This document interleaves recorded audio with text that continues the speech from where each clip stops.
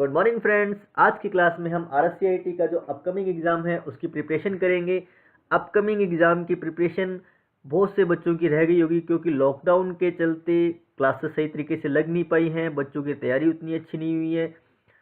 तो हम इस क्लास में RSCIT में जो पिछले पेपर आए हुए हैं, आपने जो LMS किए हैं उसके इम्पोर्टेंट क्वेश्चंस, बुक के इम्पोर्टेंट क्वेश्चन, उन सभी को उठा के ये सारी की सारी PDF बनाई गई है।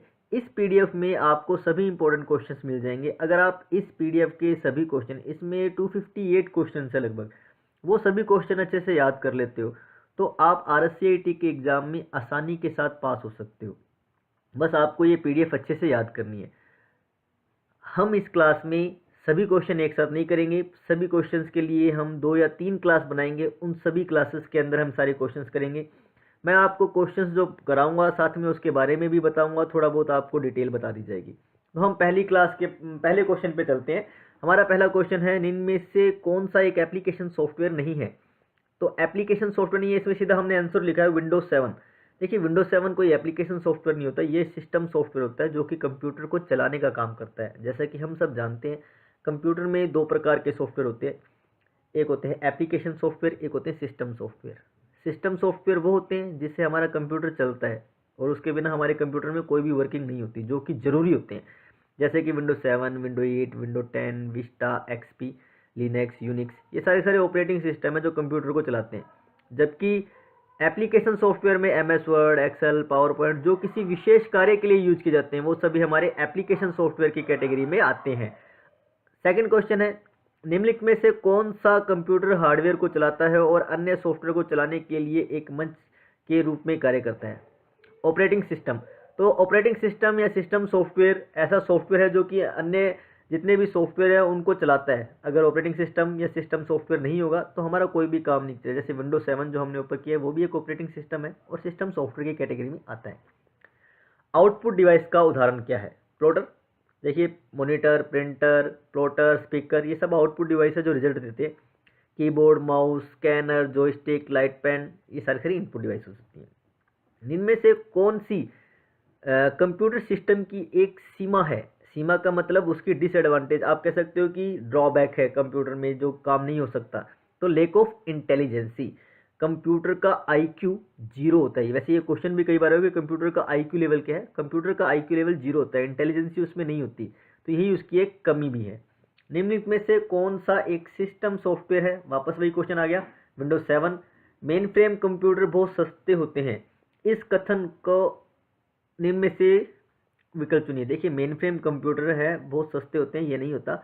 जो हमारे पास 4 प्रकार के कंप्यूटर होते हैं जिसमें हम कह सकते हो माइक्रो, मिनी, मेन फ्रेम और सुपर, जिसमें से माइक्रो सबसे छोटा कंप्यूटर होता है और सबसे सस्ता वही होता है, ठीक है। और मिनी थोड़ा महंगा होता है, मेन फ्रेम उससे भी बहुत ज़्यादा महंगा होता है और सुपर सबसे महंगा होता है। तो मेन फ्रेम सस्ता कंप्यूटर है, गलत है ये बात।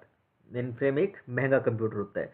इसके बाद आती है, कौन सा कंप्यूटर का वर्गीकरण नहीं है? मैक्स फ्रेम लिखा हुआ है जबकि ये मेन फ्रेम होता है। सबसे तेज सुपर कंप्यूटर होता है। देखो, सबसे फास्ट सुपर कंप्यूटर सबसे महंगा सुपर कंप्यूटर होता है। और जो सबसे पहला सुपर कंप्यूटर था उसका नाम है CDC 6600, ये याद रखिए, CDC 6600 वर्ल्ड का पहला सुपर कंप्यूटर था। अब अपने बात चलते हैं नेक्स्ट क्वेश्चन पे। डेजी व्हील एक इम्पैक्ट प्रकार का प्रिंटर है। इम्पैक्ट और नॉन इम्पैक्ट 2 टाइप के प्रिंटर होते हैं।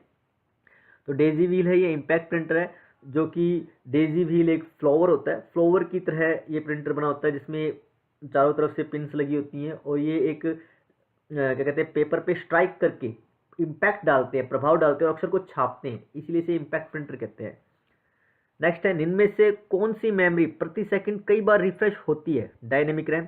डायनेमिक मतलब परिवर्तनशील रैम, तो ये बार बार रिफ्रेश हो सकती है। रैम से अधिकाधिक प्रयोग में ली जाने वाली जानकारी को संग्रहित करने के लिए इनमें से कौन सी मेमोरी का उपयोग किया जाता है? Cache memory.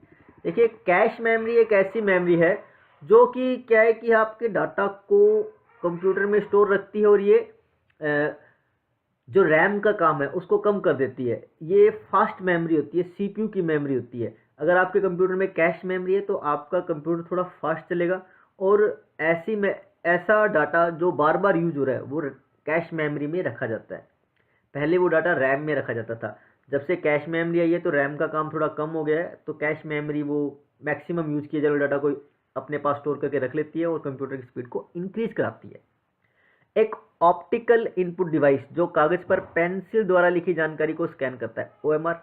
हम ओएमआर शीट पे जो एग्जाम देते हैं, आपका आरसीईटी का एग्जाम भी ओएमआर शीट पे ही होगा। तो ओएमआर क्या है? ओएमआर एक ऑप्टिकल मार्क रीडर है, ठीक है, और ये क्या कर रहा है, जो आप मार्क करते हो उसको रीड करने का काम करता है, इनपुट डिवाइस है ये।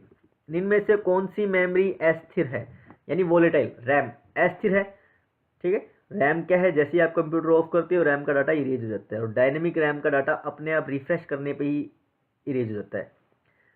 रैम जैसे static RAM, dynamic RAM, DDR RAM. DDR, आजकल डीडीआर रैम चलती है। आगे चलते हैं अपने कंप्यूटर के साथ संयोजन में प्रयुक्त कौन सा प्रिंटर टोनर का उपयोग करता है? लेजर प्रिंटर है, उसमें टोनर लगा हुआ होता है जिसमें इंक के थ्रू अपने डाटा को प्रिंट किया जाता है। आपके कंप्यूटर के कॉन्फ़िगरेशन से मतलब होता है, कंप्यूटर के कॉन्फ़िगरेशन से मतलब, इसमें देखो ऑल ऑफ अबव लिखा हुआ है। ऑल ऑफ अबव का मतलब है कंप्यूटर की कॉन्फ़िगरेशन का मतलब होता है कि कंप्यूटर में सीपीयू कौन सा है, उसकी हार्ड डिस्क कौन सी है, उसमें रैम कितने जीबी की है, हार्ड डिस्क कितने जीबी की है, ठीक है, मदरबोर्ड कौन सा लगा हुआ है, एलसीडी कौन सी है। तो ये सारी की सारी चीज़ें, यानी कंप्यूटर के जितने भी हार्डवेयर पार्ट्स हैं उनकी सारी की सारी इंफॉर्मेशन उसका कॉन्फ़िगरेशन कहलाता है। डीपीआई, डॉट पर इंच, प्रिंट जब अपने करते हैं तो उसकी यूनिट होती है डॉट पर इंच, एक इंच में कितने डॉट्स हैं। असत्य कथन को पहचानिए और पुनर्स्थापित करें। आप रिसाइकल बिन में फाइलें भेजकर डिस्क की रिक्त स्थान बड़ा कर सकते हैं।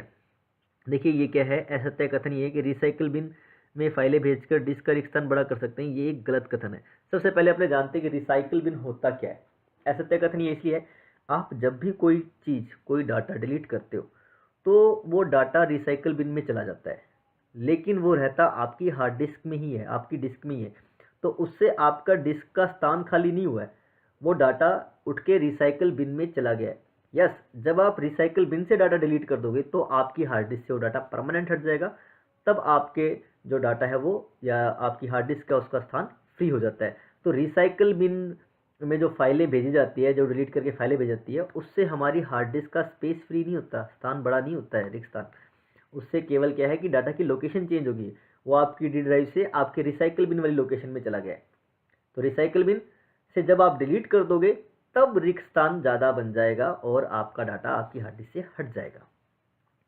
निम्न में से कौन सा ऑपरेटिंग सिस्टम जीयूआई का एक उदाहरण नहीं है? जीयूआई का मतलब होता है ग्राफिकल यूजर इंटरफेस। तो यूनिक्स जीयूआई का उदाहरण नहीं है। यूनिक्स एक CLI या CUI का उदाहरण होता है, कमांड लाइन इंटरफेस कहते हैं। इसमें सारा का सारा काम कमांड्स बेस पे किया जाता है, ठीक है। बाकी विंडोज़ 7, विंडो 8, विंडो 10, XP, ये सारे के सारे GUI के उदाहरण हैं। निम्न में से कौन सा एप्लीकेशन सॉफ्टवेयर नहीं है? विंडो XP एक सिस्टम सॉफ्टवेयर होता है, इसलिए एप्लीकेशन सॉफ्टवेयर नहीं है। जैसे हमने ऊपर पढ़ा था, window 7, window XP, window 2000, window 10, ये सारे के सारे क्या होते हैं? ये सारे सारे सिस्टम सॉफ्टवेयर होते हैं। टास्क बार का एक छोटा सा हिस्सा जिसमें पृष्ठभूमि में चलने वाले एप्लीकेशंस के आइकन होते हैं तथा उस पर दिनांक, दिनुक सब और समय प्रदर्शित किया जाता है, उसे सिस्टम ट्रे कहते हैं, ठीक है। टास्क बार के राइट साइड में सिस्टम ट्रे होता है जिसमें डेट, टाइम शो किया जाता है, और इसे नोटिफिकेशन एरिया भी कहा जाता है, सिस्टम ट्रे भी कहा जाता है। निम्नलिखित में से कौन सा ऑपरेटिंग सिस्टम मल्टीटास्किंग को वास्तव में लागू नहीं करता है? MS-DOS रिजल्ट है इसका। देखिए मल्टीटास्किंग का मतलब एक साथ हम एक से ज़्यादा काम कर सकते हैं, वो मल्टीटास्किंग होती है। जैसे मान लो विंडो 7 चला रखी है आपने, आप अपने कंप्यूटर में PDF फाइल भी खोल रखी है, हमने पीछे म्यूजिक भी चला रखा है, वर्ड की फाइल भी खोल रखी है, 3-4 काम एक साथ कर रहे हैं, तो मल्टीटास्किंग है। लेकिन जब हम DOS का यूज़ करते हैं तो उसमें सारा का सारा काम कमांड मोड पे होता है, तो उसमें हम एक टाइम में एक ही काम कर सकते हैं। तो DOS है single user single task operating system. इनमें से कौन से विंडोज़ के बटन, विंडोज़ में प्रारंभ बटन नहीं होते, यानी स्टार्ट बटन? विंडो 8 में स्टार्ट बटन नहीं होता है, ठीक है। उसके बाद इनमें से कौन सा ऑपरेटिंग सिस्टम नहीं है? ओरेकल। ओरेकल एक सॉफ्टवेयर है, ठीक है, जिसे अपने एप्लीकेशन सॉफ्टवेयर में रख सकते हैं। उसके बाद है एक डैश उस डिस्क पर नामित स्थान है जहां पर फाइलों को संग्रहित किया जाता है। फोल्डर। फोल्डर क्या है? फोल्डर एक लोकेशन है जहाँ पे मैं फाइलों को स्टोर करके रखता हूँ, ठीक है। विंडोज़ में स्टार्ट बटन का उपयोग करके इसके लिए किया जा सकता है। स्टार्ट बटन का उपयोग देखो, स्टार्ट पे जैसे ही बटन पे आप क्लिक करते हो तो उसमें सारे के सारे प्रोग्राम होते हैं जिनको आप खोल सकते हो, सारे सॉफ्टवेयर जैसे अपने वर्ड, एक्सेल, पावर पॉइंट सब वहीं दिखेंगे आपको। उसके अंदर हम शटडाउन का ऑप्शन भी होता है जिससे कंप्यूटर को बंद भी कर सकते हैं, ठीक है। उसमें रीस्टार्ट का ऑप्शन भी होता है जिससे कंप्यूटर को रीस्टार्ट भी कर सकते हैं। तो ये तीनों ऑप्शन होते हैं। तो ऑल ऑफ अबव, जब भी आप एक कंप्यूटर से दूसरे कंप्यूटर पर डायरेक्ट ले जाते हो ले जाते हैं तो बोथ ए एंड बी। अब देखो इसमें क्या है, हम एक स्थान से दूसरे स्थान पे जब डायरेक्ट ले जाते हैं तो हम कॉपी करके भी ले जा सकते हैं, ठीक है, कट करके भी ले जा सकते हैं। तो ए और बी दोनों, मैं एक स्थान से दूसरे स्थान में डायरेक्टली को जाना है तो कॉपी करके भी आप उसे ले जाओ, कट करके भी ले जाओ। कॉपी करने की शॉर्टकट की होती है कंट्रोल सी, अब इससे दोनों जगह पे डायरेक्टली रहेगी। जबकि कट करके यानी ले जाते हो तो कंट्रोल एक्स भी कर सकते हो और कट कमांड भी यूज कर सकते हो। तो कट कमांड और कंट्रोल एक्स दोनों का यूज करके हम एक स्थान से दूसरे स्थान पे ले जा सकते हैं। इंटरनेट का उपयोग देखिए, आजकल इंटरनेट का उपयोग हर जगह किया जाता है। आप एंटरटेनमेंट्स के लिए करते हो, स्टडी के लिए भी करते हो। जो कोविड के टाइम में सबसे ज़्यादा स्टडी के लिए इंटरनेट का ही यूज किया गया है। सब सारा काम मोबाइल पे ऑनलाइन हुआ है, ठीक है। ऑफिशियल वर्क भी कर सकते हो, हर जगह इंटरनेट का यूज किया है। तो ऑल ऑफ अबव। एक उपयोगकर्ता को इंटरनेट तक पहुंचने से पहले निम्न में से कौन सा आवश्यक है। देखो, इंटरनेट तक पहुंचने से पहले निम्न में से कौन सा आवश्यक, निम्न में से क्या आवश्यक है। देखो, उपयोगकर्ता अगर इंटरनेट चलाना चाहता है तो उसके पास वेब ब्राउज़र होना चाहिए, उसके पास एक मोडेम होना चाहिए, इंटरनेट का कनेक्शन होना चाहिए, ठीक है। तो ये सारी की सारी चीज़ें होनी चाहिए जो ऑल ऑफ अबव में आएगी। नेक्स्ट हमारे पास है आईएसपी का पूरा नाम क्या है। आईएसपी का मतलब होता है इंटरनेट सर्विस प्रोवाइडर, जो हमें इंटरनेट की सर्विस देता है, जिससे हम इंटरनेट का कनेक्शन लेते हैं, वो हमारा आईएसपी है। जैसे आप अपने मोबाइल में अगर एयरटेल से इंटरनेट चला रहे हो तो एयरटेल आपका आईएसपी है, बीएसएनएल से चला रहे हो तो बीएसएनएल आपका आईएसपी है, ओके। देन वेब ब्राउज़र एक एप्लीकेशन सॉफ्टवेयर है। जैसे कि मैंने आपको बताया कि एप्लीकेशन सॉफ्टवेयर क्या होते हैं, जो किसी विशेष कार्य के लिए यूज़ किए जाते हैं। वेब ब्राउज़र भी विशेष कार्य के लिए यूज होता है, जैसे कि इंटरनेट चलाने के लिए। तो ये एक एप्लीकेशन सॉफ्टवेयर कहलाता है। Modem, modulator, do modulator full form है इसकी। काम क्या करता है, एनालॉग सिग्नल को डिजिटल में, डिजिटल सिग्नल को एनालॉग में कन्वर्ट करना, और इंटरनेट के लिए ज़रूरी चीज़ है। यूआरएल का पूर्ण रूप यूनिफॉर्म रिसोर्स लोकेटर। हमारी वेबसाइट का जो एड्रेस होता है वो यूआरएल कहलाता है। जैसे आप देख रहे होंगे कि इसके हमारे नोट्स में, इस पीडीएफ में भी हमने अपनी वेबसाइट का यूआरएल दे रखा है, जहां आपको ये जो आपने पढ़ रहे हैं पीडीएफ मिल जाएगी। उसका यूआरएल है www.iecomputersgnr.com, जो मैं आपको दिखा देता हूं कि हमारा जो यूआरएल है वो देखिए ये रहा। आप ये देख सकते हैं, ये हमारा यूआरएल है, ये हमारी वेबसाइट का यूआरएल है। इस पर आप क्लिक करोगे या अगर आप लिखोगे तो इसमें आपको नोट्स में हमारे नोट्स मिल जाएंगे, क्लियर।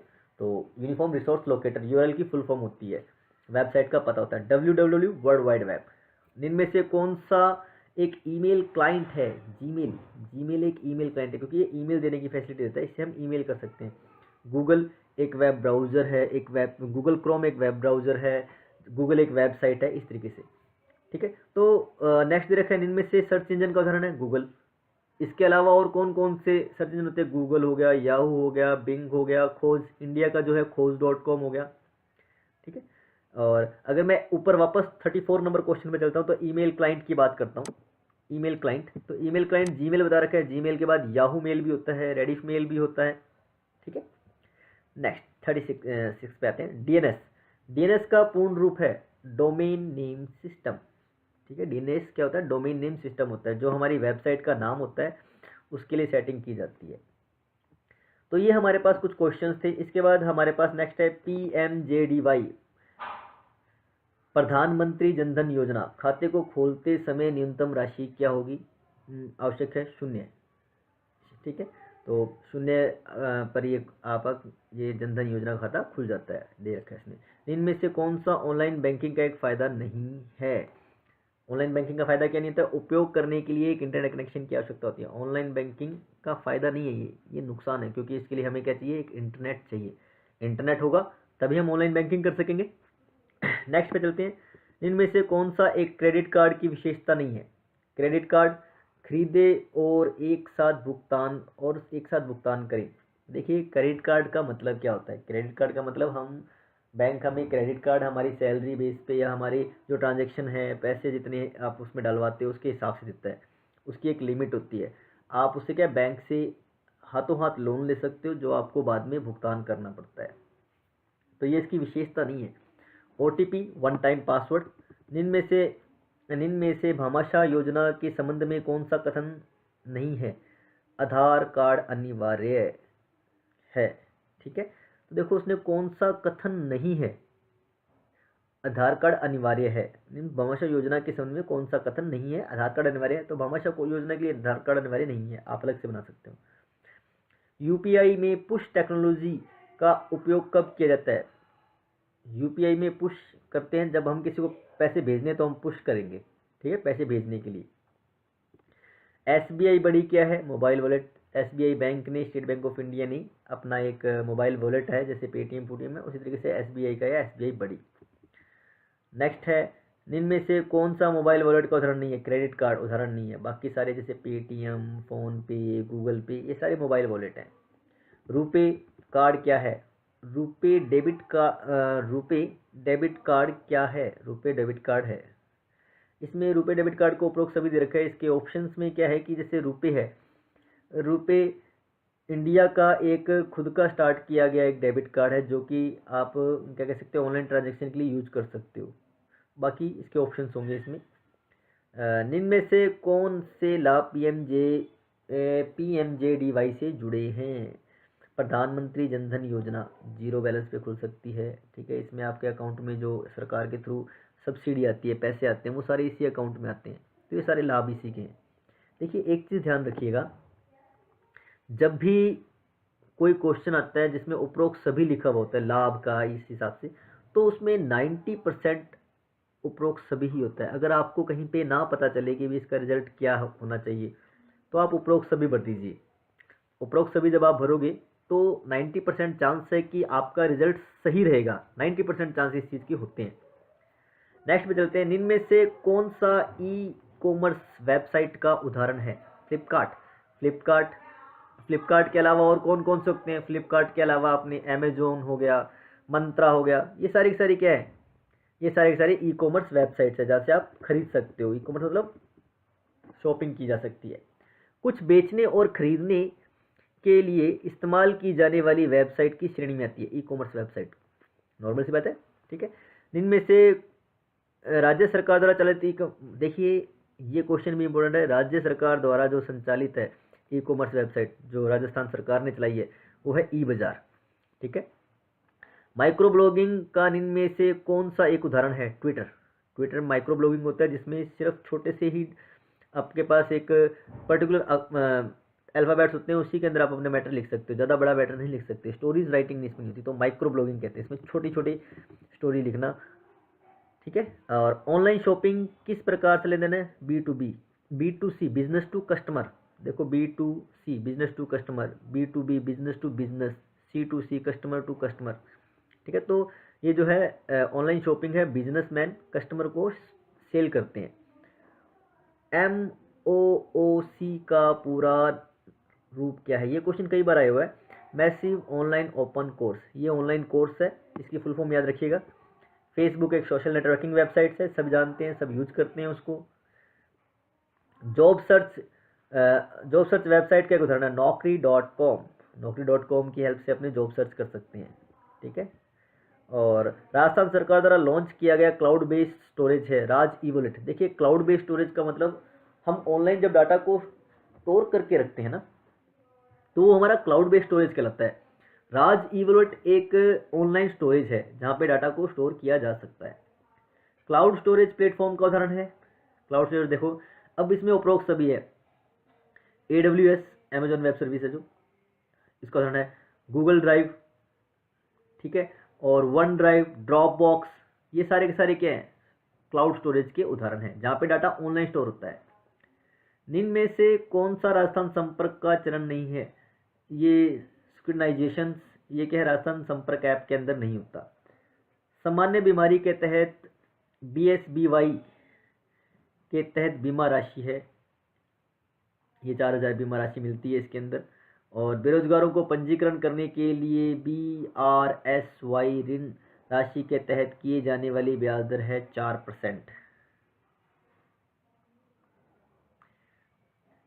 ईपीडीएस प्रणाली के संदर्भ में बीपीएल का बिलो पॉवर्टी लाइन, मतलब जो गरीबी रेखा के नीचे होते हैं उसको कहते हैं BPL, electronic publish distribution system, EPDS की फुल फॉर्म होती है, ये भी इंपॉर्टेंट है। बीआरएसवाई के तहत कौन से बैंक ऋण दे सकते हैं? बीएसआरवाई के तहत सिर्फ क्षेत्रीय ग्रामीण बैंक ही जो ऋण है वो देते हैं। ईपीडीएस में एमएसपी का पूरा नाम क्या है? मिनिमम और मैक्सिमम सेलिंग प्राइस, अलग अलग लिखा हो तो बहुत कर दोगे आप, ठीक है। आधार कार्ड में 12 अंक होते हैं। उसके बाद ईपीडीएस के संदर्भ में एफपीएस का पूरा नाम है फेयर प्राइस शॉप, ये भी देखिए क्वेश्चन आते हैं कई बार। भामाशाह रोजगार सृजन योजना के तहत ऋण चुकता करने की अवधि 3 साल होती है। डीबीटी का पूरा नाम है डायरेक्ट बेनिफिट ट्रांसफर। एसएसओ का बहुत बार क्वेश्चन पूछा जाता है, एसएसओ आजकल यूज भी बहुत ज़्यादा किया जाता है, single sign on. SSO ID लगभग सबको बनानी होती है, जो भी ऑनलाइन पेपर दे रहे हैं उन सब के लिए वो एसएसओ आईडी बनाते हैं। भामाशाह कार्ड किस राज्य की प्रमुख पहल है? राजस्थान ने सबसे पहले भामाशाह कार्ड को बनाया था। नागरिक ऑनलाइन माध्यम से रोजगार के लिए कैसे पंजीकृत कर सकते हैं? ई मित्र या रोजगार विभाग की वेबसाइट से। अगर किसी नागरिक को ऑनलाइन माध्यम से रोजगार करना है तो ई मित्र कर लो या रोजगार विभाग की वेबसाइट से, वहां से आप रोजगार में पंजीकरण करवा सकते हो अपना। एसएसओ के तहत एक नागरिक पंजीकरण कैसे करता है? देखो SSO ID single sign on जो ऊपर हमने पढ़ा, एसएसओ आईडी के तहत एक व्यक्ति क्या है कि किस प्रकार से पंजीकृत कर सकता है? आधार नंबर से या भामाशाह नंबर से कर सकता है। वैसे एसएसओ आईडी में अब जीमेल अकाउंट से भी यूज होता है, ठीक है। और किसके द्वारा एक नागरिक राजस्थान संपर्क पर शिकायत कर सकता है? देखिए ऑनलाइन भी कर सकता है, ऑफलाइन भी कर सकता है, और राजस्थान संपर्क ऐप है उसके थ्रू भी कर सकता है। ईपीडीएस की फुल फॉर्म है इलेक्ट्रिक पब्लिक डिस्ट्रीब्यूशन सिस्टम। नागरिक ऑनलाइन माध्यम से विश्वविद्यालय के शुल्क का भुगतान कैसे कर सकता है? देखिए ऑनलाइन जो विश्वविद्यालय के शुल्क को भुगतान करना है तो वो आप ई वॉलेट से कर सकते हो, पेटीएम से कर सकते हो, गूगल पे से कर सकते हो, बैंक ट्रांसफ़र से कर सकते हो, ठीक है। तो ऑनलाइन माध्यम में सारी की सारी। एसएसओ का उद्देश्य, देखिए एसएसओ सिंगल साइन ऑन, इसका उद्देश्य देखो राजस्थान ये क्या है, इसका उद्देश्य इसमें सभी दे रखें। एसएसओ आईडी बनाई गई है कि आप उससे राजस्थान की जितनी भी गवर्नमेंट की स्कीम्स हैं उन सब के साथ जुड़ सको, इसके लिए एसएसओ आईडी है। इसमें हम अपने डॉक्यूमेंट्स को भी सेव करके रख सकते हैं। हम कोई भी फॉर्म फिल करते हैं तो उसकी सारी इन्फॉर्मेशन हम अपनी एसएसओ में स्टोर रहती है हमारे पास। कोई नई वैकेंसी आ रही है, रिक्रूटमेंट आ रहा है, उसकी नॉलेज भी आपको एसएसओ में मिल जाएगी, ठीक है। इसके अंदर हमारे पास बहुत सारी इन्फॉर्मेशन, आप जैसे कोई शिकायत करनी है गवर्नमेंट को तो वो भी आप इसके थ्रू कर सकते हो। रोजगार के बारे में देखना है तो हर टाइप की इन्फॉर्मेशन आपको एसएसओ में मिलेगी। ई मित्रा का सारा काम लगभग आजकल एसएसओ में होता है। तो एसएसओ के सभी उद्देश्य रहते हैं। इनमें से कौन सा शिक्षा के क्षेत्र में कंप्यूटर का उपयोग रहता है? देखिए शिक्षा के क्षेत्र में कंप्यूटर का उपयोग है, स्टडी के लिए यूज किया जाता है शिक्षा का, ठीक है। क्लासेस ऑनलाइन इसमें लग जाती हैं। दूसरा अपने इसमें प्रैक्टिकल वर्क कर सकते हैं। तो स्टडी के क्षेत्र में बहुत सारी यूज है, तो जिस हिसाब से आएंगे आप कर सकते हो। इनमें से कौन सा सुपर कंप्यूटर के रूप में नहीं जाना जाता? Dell Latitude. देखिए ये एक डेल लैटिट्यूड जो दे रखा है ये शायद एक मेन फ्रेम कंप्यूटर है, सुपर कंप्यूटर नहीं है। सुपर कंप्यूटर आएगा तो परम हो गया और फिजुस्तु हो गया, ठीक है। ये आपके सुपर कंप्यूटर होते हैं। जैसे CDC 6600 जो मैंने आपको बताया, ये भी एक सुपर कंप्यूटर जो पहला है। इंडिया का पहला परम है, वर्ल्ड का पहला CDC 6600 है। इंडिया को जो फास्ट सुपर कंप्यूटर की अगर अपने बात करते हैं तो इंडिया का जो फास्ट सुपर कंप्यूटर है वो है अनुपम, जो भी बन रहा है। पहली जनरेशन के कंप्यूटर का कंपोनेंट था फर्स्ट जनरेशन। देखो कंप्यूटर की 5 जनरेशन है, जिसमें पहली जनरेशन का प्रमुख कंपोनेंट था वैक्यूम ट्यूब एंड बॉल्स, पहली जनरेशन में थे। दूसरी जनरेशन में ट्रांजिस्टर आई।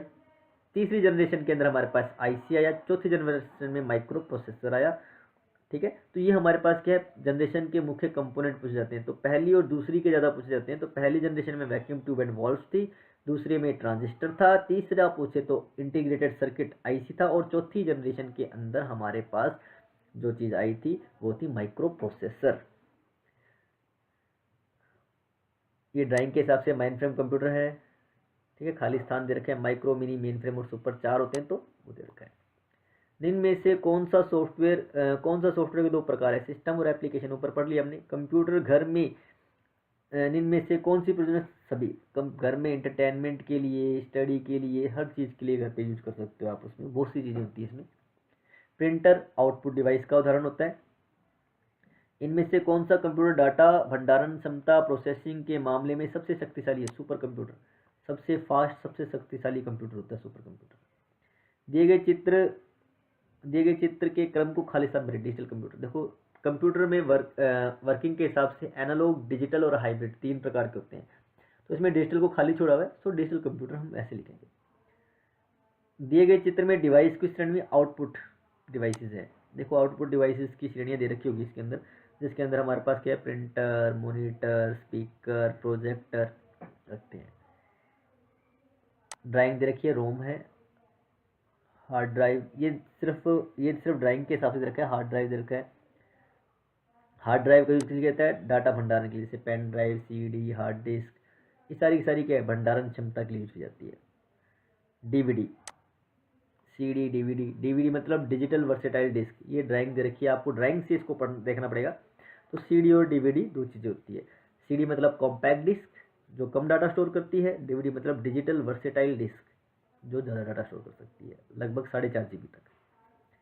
कंप्यूटर को बूट करने का अभिप्राय है कंप्यूटर को स्टार्ट करना। देखिए जैसे ही आप कंप्यूटर की पावर बटन को ऑन करते हो तो सबसे पहली प्रोसेस उसकी बूटिंग ही होती है, मतलब कंप्यूटर स्टार्ट हो रहा है और अपने सभी हार्डवेयर पार्ट को चेक करता है, इसी प्रोसेस को बूटिंग कहा जाता है। कॉर्टाना की तरह इस्तेमाल किया जाता है, डैश की तरह, ठीक है। कॉर्टाना क्या है, विंडो 10 में कॉर्टाना एक सर्च बॉक्स होता है जहाँ पे आप कुछ भी लिख सकते हो और वो आपको सर्चिंग करके दिखाया जाएगा, ठीक है। एक सर्च आप कह सकते हो कि आपके कंप्यूटर में जो चीज़ें हैं आप उसको सर्च करना चाहते हो तो कॉर्टाना से सर्च कर सकते हो। बाकी स्क्रॉल बार पेज को ऊपर नीचे करने के लिए यूज की जाती है, जैसे ये स्क्रॉल बार है आपकी, ये देखिए पेज को ऊपर नीचे कर रही है।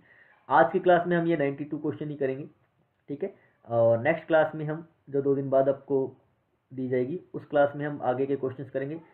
लगभग अपने 3 क्लास के अंदर ये सारे के सारे क्वेश्चंस कर लेंगे, क्लियर। तो आज की क्लास के लिए इतना ही। आप ये सारे जो मैंने वीडियो भेजी है, इस वीडियो में जो जितने भी क्वेश्चंस किए हैं आप उसको 2 या 3 बार देख लीजिए, उनको 2-3 बार पढ़ लीजिए। इससे क्या होगा, आपके जो RSCAT का एग्ज़ाम होने वाला है उसकी थोड़ी प्रिपरेशन हो जाएगी। Okay, thank you.